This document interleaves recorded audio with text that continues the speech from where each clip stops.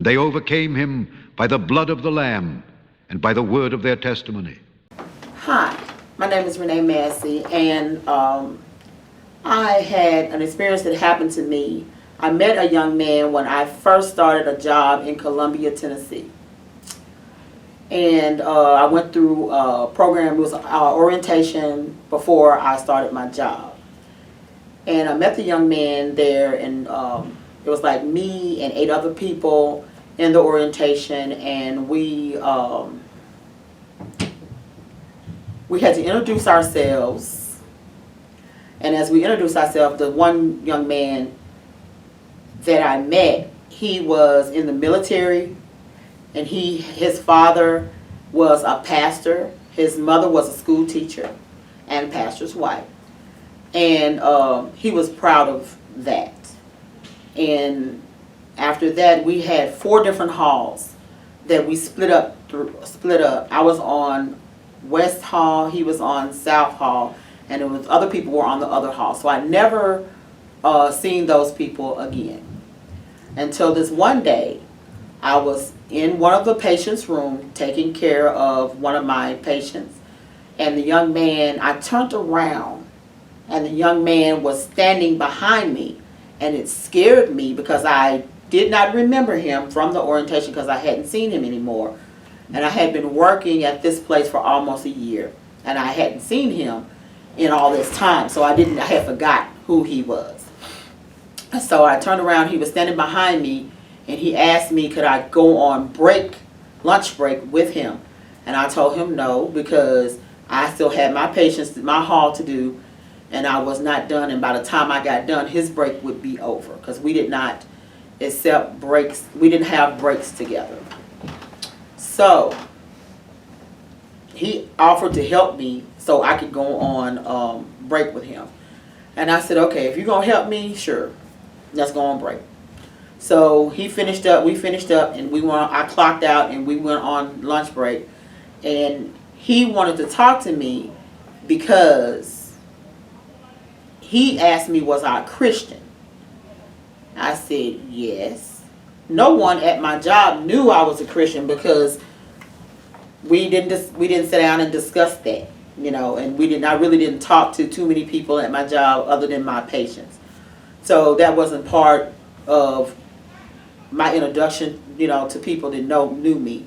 So he didn't even know I was a Christian. So for him to come to me and ask me, was I a Christian, was strange to me. And he said, the reason why I asked you is, he said, I've been trying to talk to you for about a month now. And I said, well, why come you just didn't come up on my hall and talk to me? And he said, well, the reason why I didn't, he said, is because, for one thing, I'm a male witch. And my spirit guide kept torturing me, pretty much, inflicting pain upon me every time I tried to come towards your hall. And he said, finally, I'm in pain right now, by the way, talking to you. He said, because my spirit guide is trying to get me not to talk to you. And he said, I need prayer. I need you to pray with me. And so I immediately said, well, come on, let's pray. So I grabbed his hands and I prayed with him. And he said the whole time I was praying, he was in pain, a lot of pain. But he still wanted the prayer.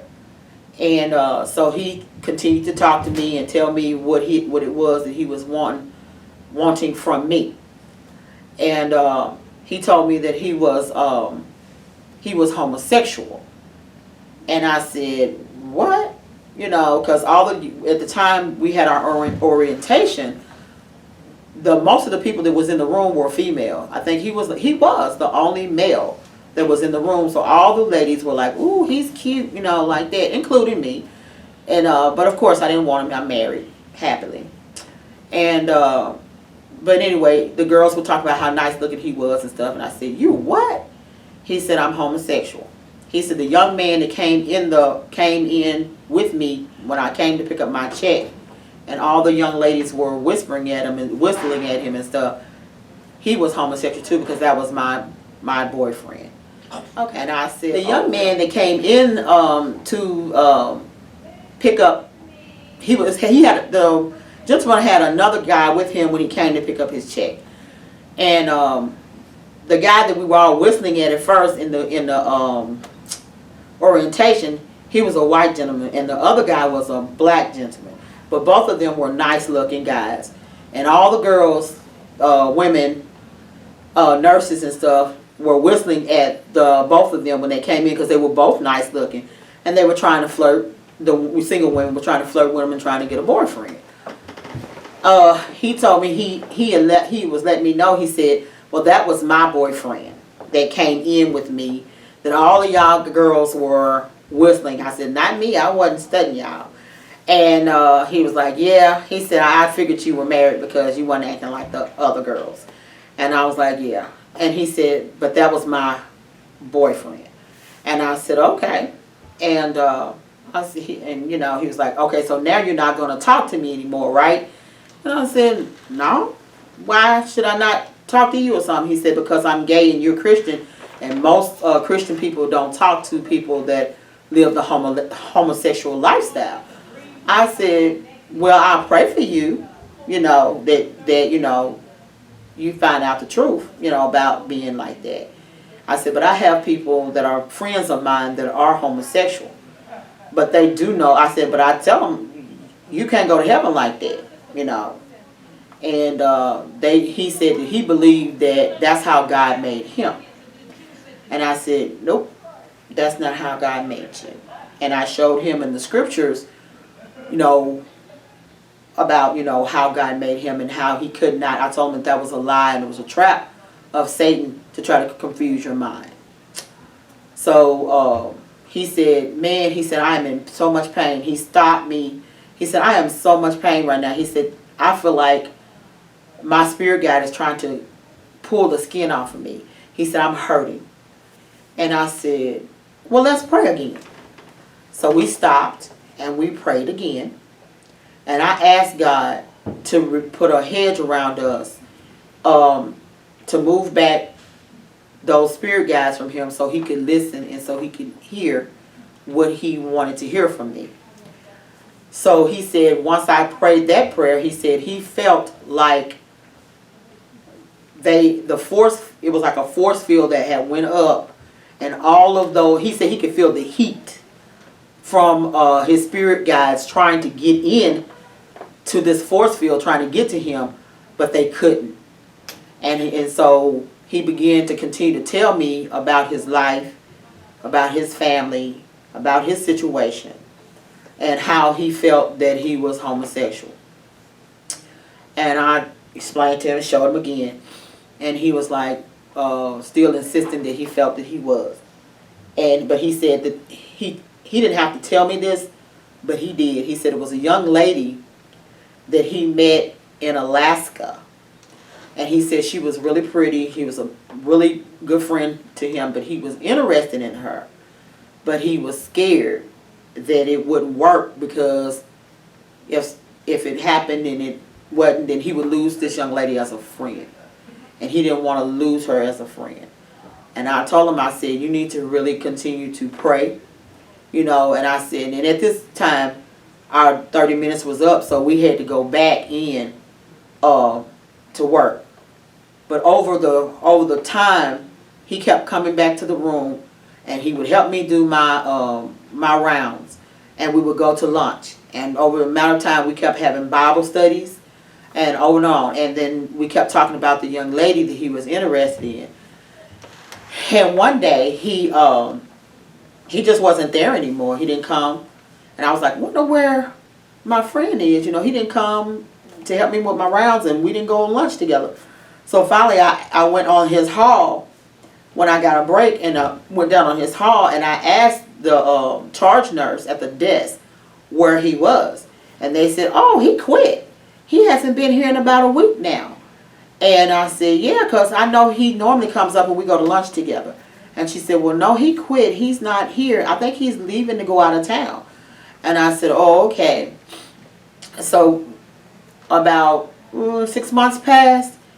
Didn't hear anything else from him. I said, okay, well, maybe he has moved on. And I just continued to pray for him. And one day he called me on the phone, at work. And I didn't recognize his voice on the phone because I always talked to him in person, and his phone voice was different. And he told me his name. I said, "Oh man, how you doing?" I said, "What happened? Why did you quit?" And he said, "Well, the reason why I quit is," he said right now I'm on my way to Alaska. I said, "Oh really?" So I smiled. I was so happy. And I said, "Well, what's going on?" Like, and he said, "Well, after I left work," he said, "I kept talking to my friend, trying to let him down easy, but he didn't want to let me go. And it took about 6 months for me to just finally pretty much pack my bags. I waited until he went to work, and I just pretty much packed my bags. I got a ticket, and I'm on my way to Alaska so I can meet the young lady." I said, "Really?" He said, "Yes." He said, "I need you to pray for me." He said, "I'm getting ready to get on a flight." So I prayed with the young man. And he said, "Okay, I got to get on the flight." He said, "Continue to pray for me. Don't forget me. Whatever you do, don't forget me. And always keep me in your prayers." I said, "Okay." And that's the last I've heard from this young man. I still keep him in my prayers. And I'm wanting to hope he got married.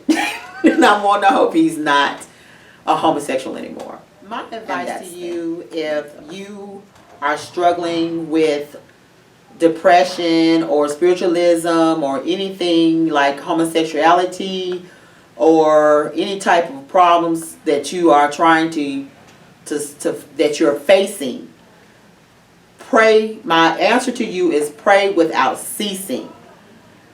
I've had problems in my life and it did not go away unless I prayed, and I had to pray again, and then when I got tired, pray again. And then you also, with some things come without fasting and prayer. You have to pray and you have to fast for some things. But always, never forget the Lord. He will help you. Prayer does change things.